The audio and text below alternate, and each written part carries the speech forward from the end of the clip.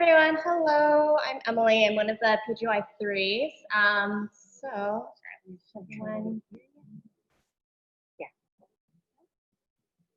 Okay, awesome. And then what do I press to go next? Just the right arrow? Yeah.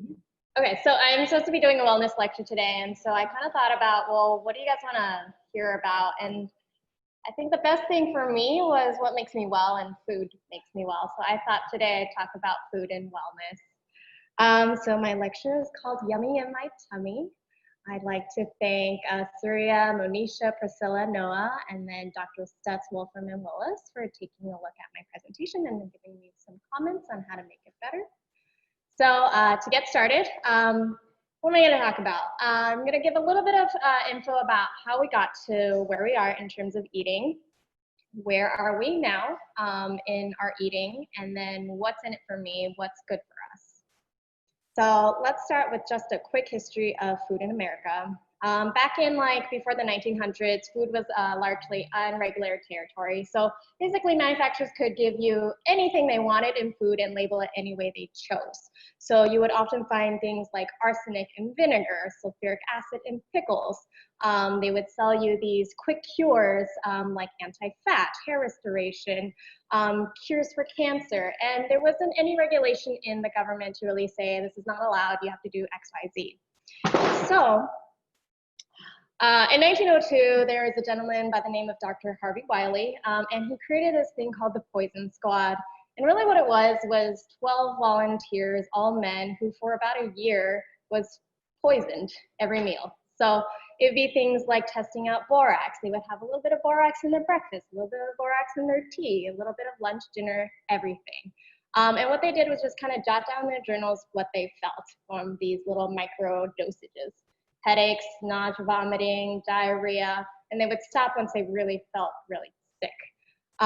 Things they also tested out were things like sulfuric acid, formaldehyde, even copper sulfate, which is what they put in peas to make them green so it would look good. So from this work eventually came out in 1906 was the birth of the first kind of FDA type regulation. And so the Pure Food and Drugs Act came about, and what it did was prohibit misbranded and adulterated foods from coming into the market. It prohibited the addition of food coloring to conceal inferiority in our foods, and then it prohibited the use of poisonous colors in confectionery. So we're going down the timeline. 1913, the Gold Amendment made sure that contents were clearly marked on the outside of packaging. In 1913, the Food and Drug Administration came about. And then in 1938, the Food, Drug, and Cosmetic Act was created, largely because there was other situations happening on the market. You'd have things like something called chicken in a jar, where they would sell white chicken. But what it was white chicken lined on the outside of the jar, and they stuffed dark meat chicken on the inside. You would have things sold as egg noodles, but it was really just plain noodles wrapped in yellow cellophane. So this drug act was made to really, prevent these things from happening, and included a standards of identity. And so a lot of it was like, if you're gonna sell chicken, it needs to be chicken. So it needs to have the item that you think that you're claiming that you're selling needs to have minimum amounts of that item, such as a certain percentage of peanuts if you're selling peanut butter, and a maximum limit of fillers. And so manufacturers went around this. So they created things such as bread spread, which is like a jam-like substance. It was basically coal tar, pectin, and grass seeds, sold as strawberry jam that had not an inch of strawberry in it. Jif was also sold as like peanut spread. It only had like 50% peanuts, and the rest was unknown. And even things like Cool Whip. Sold as, like whipped cream, but really has only like 2% of cream in it. So we go through this, and over time, the government tries to increase our health and everything with food regulations, and eventually came up with these dietary guidelines for Americans. It's updated every 5 years. This informs our public eating programs. It informs WIC, it informs SNAP, it informs the food lunches. And I think that the point of it is really just to help improve food that Americans eat.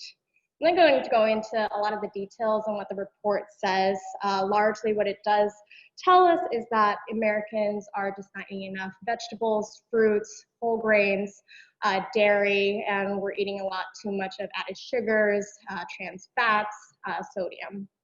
And so they created what's called the My Plate. It doesn't quite look like this. This is a prettier version of the My Plate. And the recommendations really is that, half the plate should be at least fruits and vegetables, whole foods preferable. Half should be veggies, but you should vary the vegetables. Half of it should be grains, but it's gotta be whole grains. And then vary the protein routine. And then move towards low fat or fat-free yogurt or milk. And then in general, just drink less sodium, saturated fats, added sugars. So that's kind of that part of our food regulation and how the government plays a role in it. But what's in it for us? More doctors here, what does food have to do with us? So I thought I'd talk about a little bit about the foods that we see our patients come in and take. What does it mean? So a lot of the patients who come in sick and they tell us, well, doc, I've been taking ginger tea, I've been taking all these things at home to help with my ailments. And what does that mean? So ginger, the active ingredient within ginger is this thing called gingerol. And studies have shown, or anecdotes have shown, that it's good for nausea, vomiting, and arthritis. It's thought to be possibly inhibiting the serotonin receptors and have antiemetic effects on the GI system or directly on the CNS system. In terms of pregnancy-induced nausea, vomiting, there is a 2005 review of 33 studies. They found that in 6 RCT studies, 4 showed that ginger was better than placebo. 2 kind of showed that ginger was the same as B6. In terms of post-op nausea, vomiting, a meta-analysis in 2006 showed that ginger was better than placebo. And then in terms of like cardiovascular, they found that maybe ginger was good in fibrinolytic activity. Garlic, a lot of our patients come in with different ailments, different remedies that have to do with garlic. So what's the deal with garlic? Garlic actually has a lot of history behind it. They showed that Egyptians thought it would increase strength and endurance. There's history that said that garlic was put into the graves of pharaohs. The Greeks and the Olympians used to take garlic for strength and resiliency, and there's actually garlic written in Sanskrit about 5,000 years ago. So it's got a pretty long history in terms of its thought to be medicinal value. Its active ingredient is allicin, and it gets broken down by allicinase when it's chopped, crushed, or chewed. So in terms of what is it good for in terms of medicine, there's thought to be lipid-lowering effects, thought to have a significant reduction in total cholesterol levels, LDL, triglycerides. It's more of an 8 to 12 week benefit. Long-term benefits, they don't really show this to be. It's thought to have antihypertensive benefits. Meta-analysis in 1994 showed that it could decrease systolic and diastolic blood pressure. Cardiovascular effects, it shows that it might decrease platelet aggregation versus placebo in a review of 10 trials. And then anti-neoplastic effects, it's thought to decrease the risk of stomach and colon cancer with high garlic or allicin levels. And then in terms of antimicrobial, they used to use this as something for antiseptic to prevent gangrene during like World War I and World War II. So there is some history behind why our patients take garlic for their ailments.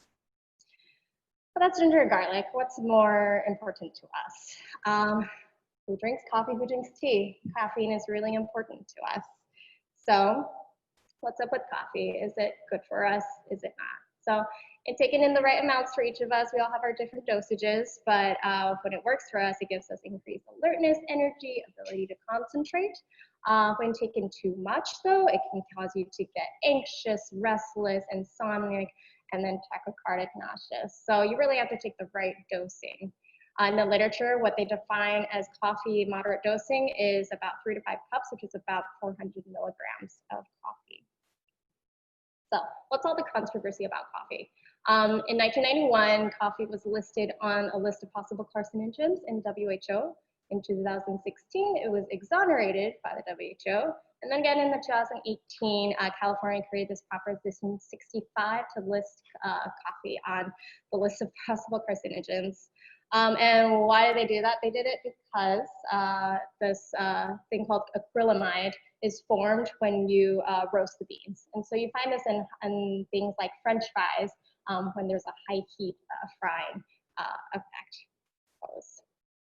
I think in 2019, though, cancer scientists said that, well, the beneficial effects of coffee in terms of inflammation could counter those effects of actually causing cancer. So they proposed to take away this proposition, but that was at the end of 2019, and then COVID happened. So I don't think much has happened in terms of progress in that part.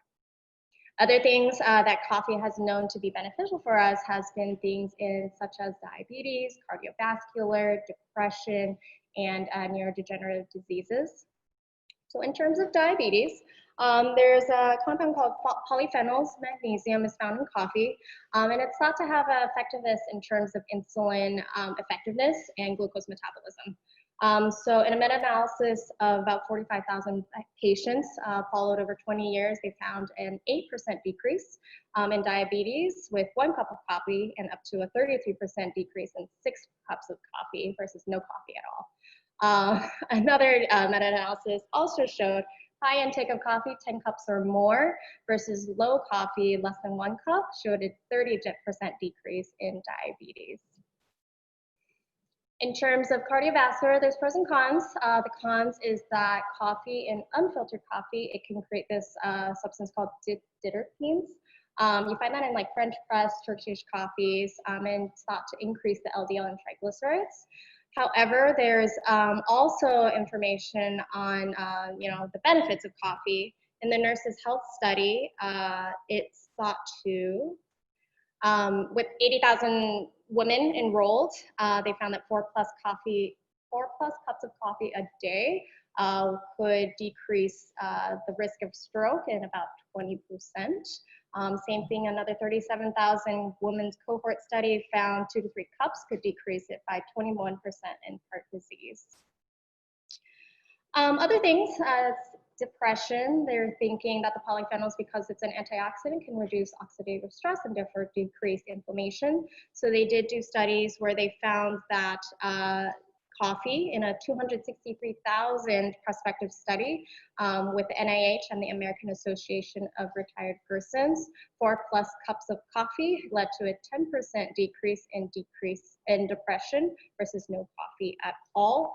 And a meta-analysis also found that 24 reduced risk of depression in highest coffee drinkers, which is about 4.5 cups a day versus lowest drinkers. And finally, degenerative diseases, they found in Parkinson's up to a 24% decrease, and Alzheimer's is a little bit more inconclusive. And then finally, other things that coffee is beneficial for. It's thought to move the bile acid a little bit more, so you have more opportunity to kind of flush through carcinogens, so the lower possibility of getting gallstones. And then they also think that coffee has decreased inflammation effects. So lower inflammation and then decreased estrogen levels, which decreases the breast cancer risk. And then finally, coffee and mortality. A study with 200,000 people followed 30 years showed a 15% less likelihood of all-cause mortality. So that's including cardiovascular, suicide, Parkinson's in moderate drinkers versus non-drinkers at all. So that's all excellent news for coffee drinkers. So I thank you everybody for taking the poll that I sent very last minute yesterday. So the question was, how many cups of coffee do you drink a day? And so how do our residents kind of compare to these studies? Are we on par with to get the benefits of coffee drinking? So here's the results. Majority of everyone drinks about 1 cup of coffee, 2 cups of coffee. There's a very subset of people who drink 4, 5, or 6 cups a day. So you guys are benefiting, but a lot of coffee. Yes. True. Oh, far more beneficial then. You guys will live longer and have less. Far less diabetes and cardiovascular disease than you guys. I don't drink any coffee, so All right, so then if you don't drink coffee, what about tea? So there are thought to be benefits in tea as well. There is a little bit of caffeine in the traditional coffee, but not in the herbal teas. It also has polyphenols, and the more active ingredients are thought to be flavonoids, flavins, and catechins. So what are the benefits of tea? There's thought to be benefits in terms of stroke mortality. They did a study on Japanese men and women, about 77,000. They found that green tea, oolong tea reduced the risk of death and cardiovascular disease. Another study of 82,000 Japanese men and women followed about 13 years showed a 14% reduced risk of stroke and a 20% decrease if you drank 4+ cups. In terms of high blood pressure, they're thinking that the extract in green tea can decrease the blood pressure found in 14 RCTs. For cholesterol, they're thinking that the flavonoids in tea can reduce the oxidative stress, so LDL cholesterol from that, and then decreasing the hardening of arteries. And then in terms of cancer, it's a little inconclusive. There's studies that have been where drinking very, very hot beverages can increase your risk of esophageal cancer. So that's been linked with tea in that sense. But otherwise, a little bit inconclusive in terms of tea and cancer. All right, so that's coffee and tea. Moving on to alcohol. Is it good for us or bad for us? What the studies usually talk about for alcohol is moderate drinkers, so about 1 to 2 drinks a day, and then a drink is defined as a 12-ounce beer, 5 ounces of wine, 1.5 ounces of spirits, which is about 12 to 14 grams of alcohol. We all kind of know the bad side of alcohol. It can cause inflammation, acute hepatitis, liver cirrhosis, cardiomyopathy, different kinds of cancer, including breast cancer. And it's shown that 4+ drinks can increase the risk of hypertension, arrhythmias, heart attack, and death. Folate deficiency can happen because alcohol affects the metabolism of the body's ability to get folate in the body. However, on the good side of alcohol, moderate drinking has been shown to have an inverse effect with risk of heart attack, ischemic stroke, peripheral vascular disease, sudden cardiac death, and death from all cardiovascular causes. And this has been done and shown in a lot of numerous studies, including the Nurses' Health Study, Kaiser Permanente Study, Physicians' Health Study. So it's still kind of, pros and cons between the two in terms of evidence. And then in general, other ETOH goodness. Moderate amounts can improve your HDL. It's been shown maybe to give better sensitivity to insulin, to give you a decreased risk of diabetes, can help in digestion, the social benefits of alcohol. And then there's actually some things about the genetic benefits of alcohol. These studies did show that it's not about binge drinking, it's about moderate drinking. So it's not like a binger on the weekend. The total amount is not going to give you the same benefits of drinking small amounts of it throughout the week. And then just for good show, I thought I'd add in something about chocolate, since we like chocolate. The benefits are really for dark chocolate. So dark chocolate is defined as 50 to 90% cocoa solids, cocoa butter, and sugar. And then milk chocolate is 10 to 50% of cocoa solids, butter, milk, and sugar. And these are, again, rich in flavonoids. So dark chocolate is 2 to 3 times more than milk chocolate. And this is thought to have the nitric oxide, to support the production of nitric oxide and endothelium, to relax the blood vessels, to improve blood flow, and then lower blood pressure. And then some fun facts about chocolate. If you do buy chocolate, the Dutch processed ones, even though it improves flavor and appearance of chocolate, it actually loses a lot of the flavonoids. So if you're trying to look for the healthy benefits of dark chocolate, you can go to the baking aisle. They tend not to lose as much of those things. And then again, dark chocolate also has caffeine in it. So 2 ounces of it is equivalent to an 8-ounce cup, almost. All right, now just a little bit about food and sleep. It's not really about what you eat sometimes, it's about when you eat, and especially for us, we're all in our shift schedules. So, how do we eat and sleep more healthily? Metabolism is linked to our circadian rhythm. In the morning, we have more insulin sensitivity, and then the melatonin decreases. At night, when we sleep, it reverses. Ghrelin is stimulated when stimulates appetite when we're awake, leptin the opposite. And so really, there's this thing called circadian rhythm diet, which aims to help you eat in a better timely fashion. And the idea behind it is really to just eat within a less than 12-hour window. So you can imagine us, if we're doing a 7 to 7 shift, that's a little hard because we wake up around 5:30, 6, and then we're hungry, but then we don't leave until after 7, and they're saying to try to eat in a less than 12-hour window to give your body enough time to fast and rest and digest and heal. And better to eat breakfast, lunch, bigger meals than dinner. And then what foods can we eat for sleep that's gonna help us go to bed? A lot of things have to do with tryptophan. So that big Thanksgiving dinner filled with tryptophan, those are the things that are gonna help you go to bed. And so complex carbohydrates tend to have more of it. It makes the tryptophan more available to the brain. And then proteins also make it as a building block for tryptophan. So if you're trying to get a little bit in the late night snack, you can do like a whole wheat cracker with some cottage cheese.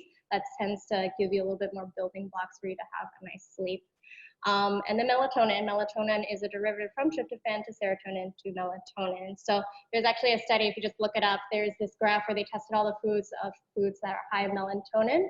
And the ones I listed are that. Mushrooms actually have like the most amount of melatonin in it. The studies are pretty inconclusive. So, you know, you can take melatonin pills just as is. We're not sure if that really does help, but if you want something to eat at night to help you sleep, this might help. And then in general, tea, warm milk. Avoid caffeine after 12, and then alcohol can get you to sleep faster. However, you're not going to have a good REM cycle, so you end up waking up multiple times. So it's not going to really help in the long term.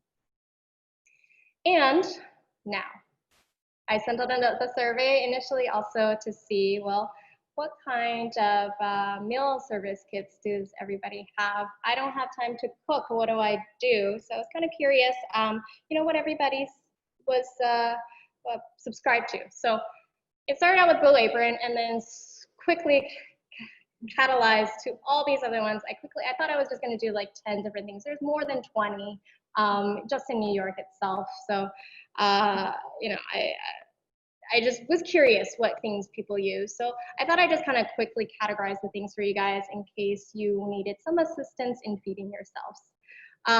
They go from just general meal service things, meal service kits where it's nothing really special about it. The Yumble one for those with family and children, that's actually especially for kids. So the meals are like, it look like chicken nuggets or things that the kids would want to eat a little bit more. There were things that were quick, so marketed to be 15 to 30-minute prep, so you didn't have to do a lot of things in order to prepare it. There's healthy organic marketing, so if you wanted like paleo diet, vegan, organic, plant-based, all those fancy hippie things, these are also available. That's actually probably the biggest marketing for these meal kits. And then there's like ready-made things that, you know, you don't really want to just create things at home. You just want good, healthy, ready-made meals, but not something just, you know, on the supermarket shelf that's all preservatives. So there's also a couple of these different services tailored to that. And then there's also a hodgepodge of other things. I'm absolutely missing them. Some people have talked about imperfect foods, misfits. It's just more grocery items to help the environment in terms of surplus vegetables and produce. So I sent out a survey to see, you know, what did we use here? And a lot of it, so I asked, did you use a meal kit pre-COVID? And, you know, a lot of you guys said no, 62%, and 37% said yes.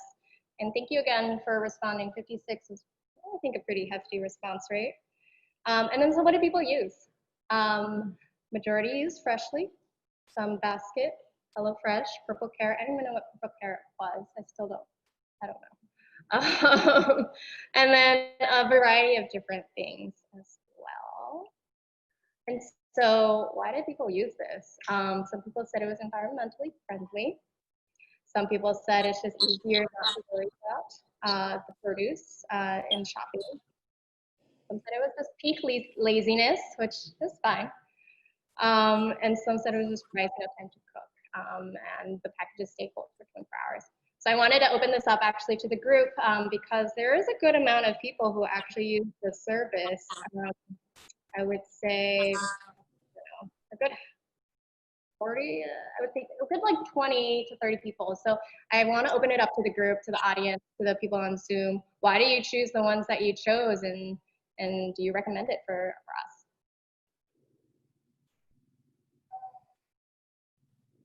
Rosie.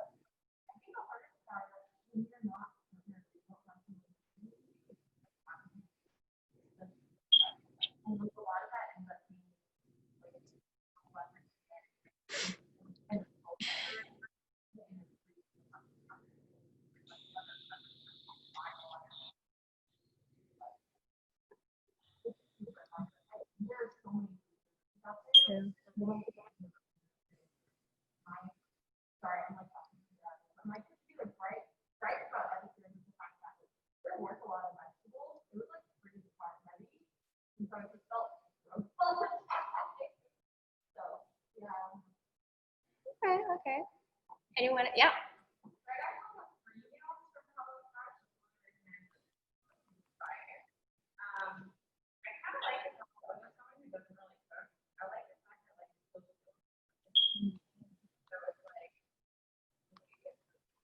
Yeah.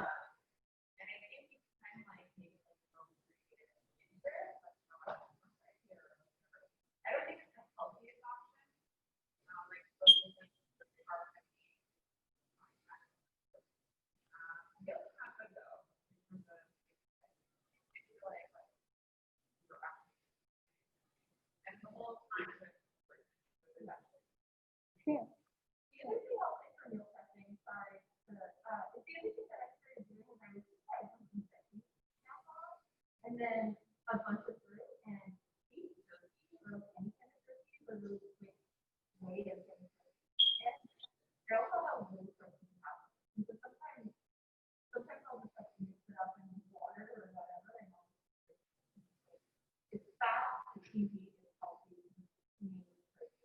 Okay.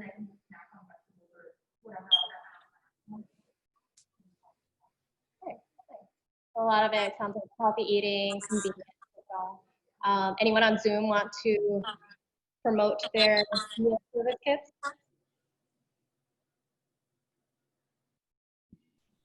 So I definitely went through a lot of different ones, and I only filled out the survey, I think, for one of them.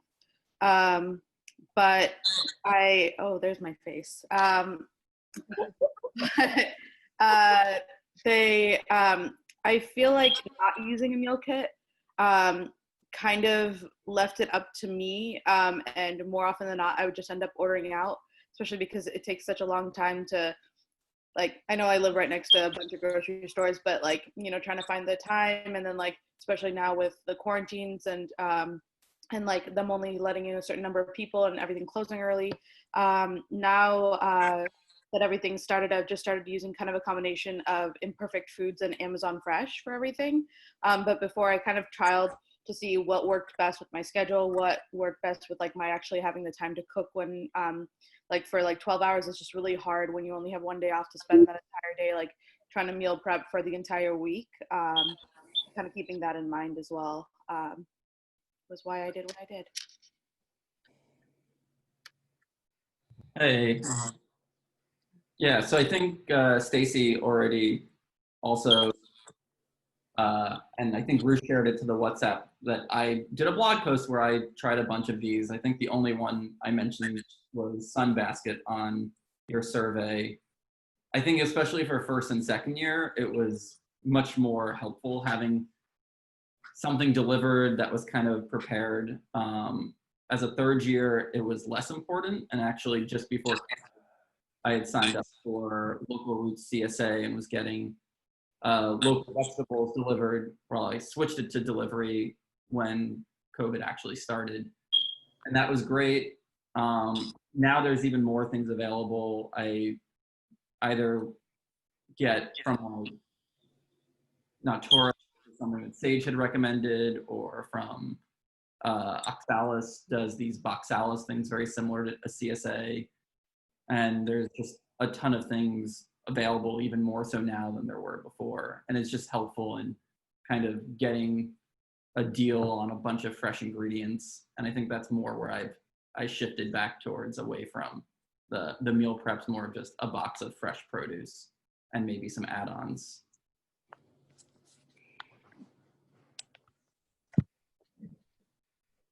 So let's see, what else do I have to say? Okay, so thank you. That's it. What have we learned today? Really fast and so basically a couple things we learned today. Dr. Wiley? Okay. So yes, we learned that Dr. Wiley regularly poisoned his workers so that we had the birth of the FDA. There was some historical backing to why our patients take ginger and garlic so much as home remedies. Coffee is great, but you need to drink 4+ cups of coffee, 2 to 4 cups of tea, and 1 to 2 alcoholic drinks to reap all those benefits I talked about. Dark chocolate is good for you. You need to eat within a 12-hour window to really help in terms of digestion and health effects.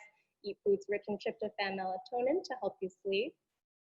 And then ask each other for meal service discounts, because there's half of us who have them and everybody has a discount code. So if you want to try it and you want to try eating healthy and not so much takeaway and like the frozen foods in the grocery aisle, there is definitely someone sitting next to you who has a subscription. So ask them. And that's it. Thanks.